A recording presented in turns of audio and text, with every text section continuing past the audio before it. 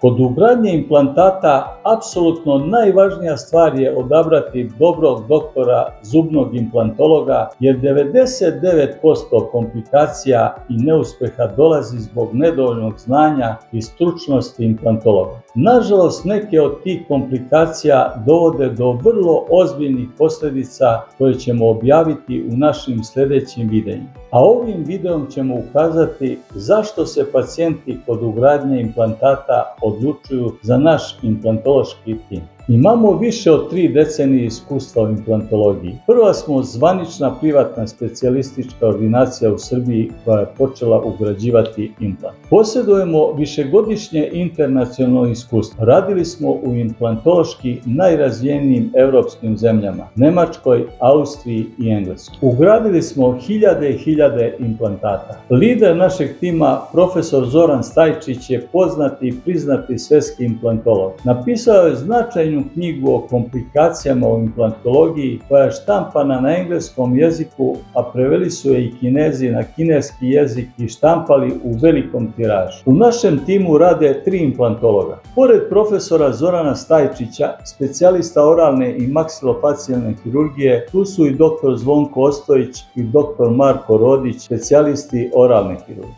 Specijalizovani smo za rešavanje svih komplikacija na implant. Rutinski rešavamo sve nedostatke kosti u vilicama zarad ugradnje implantata. Godišnje uradimo između 80 i 110 sinus liftova. Po potrebi ugrađujemo implante i izvodimo ostale intervencije iz oblasti oralne i maksilofacijalne hirurgije u opštoj anesteziji. Ugrađujemo samo implante vrhunskog kvaliteta najpoznatijih firmi Nobel Biocare, Alfa Bio i Strauma. Jedini smo privatni centar koji ortodonsko-hiruškim metodama u opštoj anesteziji otklanja najteže malformacije, to jest nepravilnosti kostiju, vilica i zuba itd.